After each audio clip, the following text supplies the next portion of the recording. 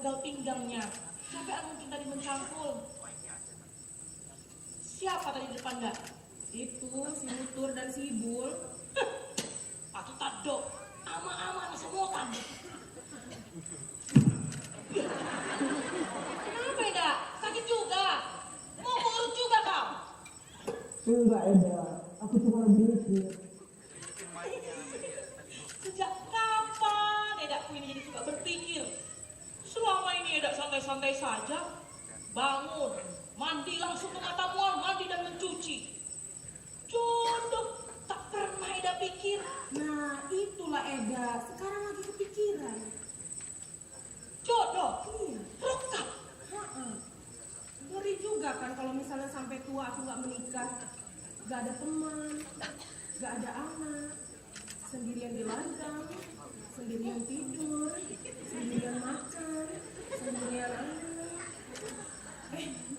Dan sampai tua aku tetap langsing Eda. Langsing. Iyalah Eda, menikah itu kan bikin perempuan gemuk. Kalau lah aku nggak menikah, langsing terus kan. Makanya aku kepikiran untuk nikah biar agak gemuk sikit aku. Kan? Langsing nggak Eda? Langsing loh. Maaf Edak. Eda sih enak, udah punya suami, punya 3 anak, mau 4 pula sekarang. Paraman-paraman itu udah tidur semua Eda? Sudah, kecapean tadi menurut Deke. Besok makan nasi kita, banyak kali yang mereka dapat.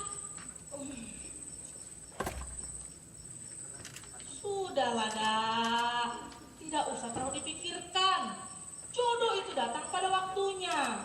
Aku sama abangmu juga kan tidak sengaja ketemu di tengah jalan. Abangmu itu sebagai penunjuk jalan rombongan pernikahan di kampungku. Nah, tanpa sengaja papasan kami. Nah, jadilah aku Edakmu dan lahirlah paraman-paramanmu itu. Sudah diatur, mulai jadi Nabolon. Iyalah, hidup Eda udah sempurnanya. Tidak ada hidup yang sempurna itu, Lisda. Kita manusia tidak ada yang sempurna. Hanya mulai jadi Nabolon saja yang sempurna. Selama kita hidup, kita hanya menuju kepada kesempurnaan itu.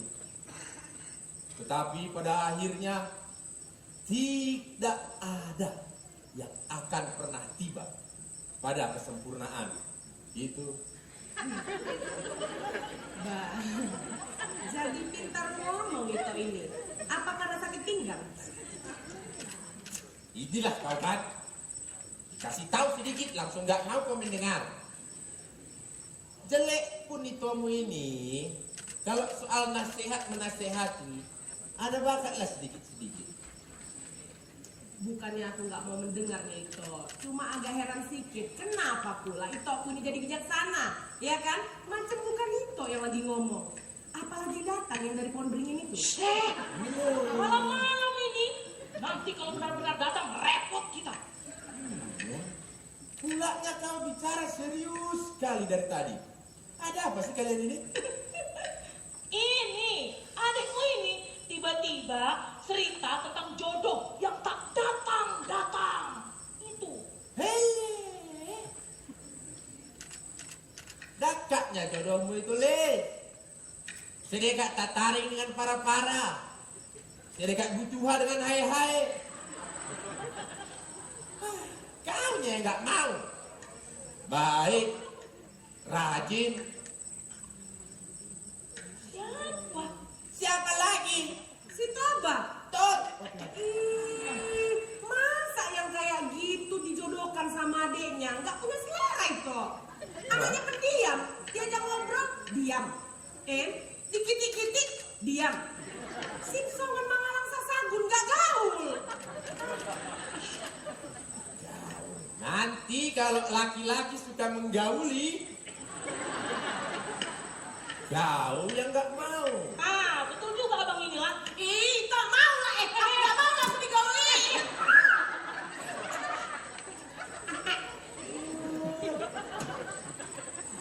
Le, dengar baik-baik gue ya. Si Toba itu rajin. Pernah kau tengok dia minta-minta? Panennya itu selalu baik. Sayurnya berlimpah. Sayang memang. Keluarga gak ada. Istri pun tak punya. Nah, kau itu cocok, Lis. Nantilah kalau udah nggak ada lagi laki-laki di dunia ini, baru mau sama dia. Nanti termakan janji, Eda. Sudahlah, Amang. Sekarang kau ya, Mang. Boleh. Kan, Lis, sudah berapa kali abang bilang kalau naik tangga seimbang.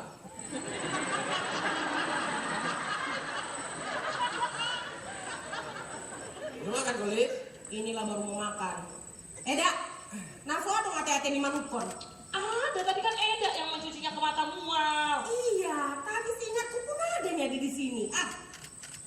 Oh, aku tadi ngantar ke Toba. Iya. Jangan sering kau makan hati. Belgan hati-hati.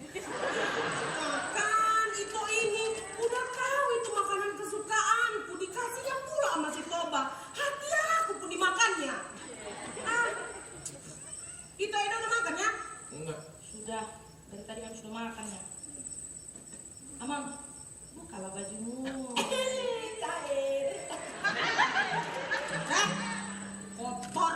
Sekarang kan ujung sekarang. Buka baju pula kalian di sini. Nanti tuh buka bajuku repot kalian. Kesana aja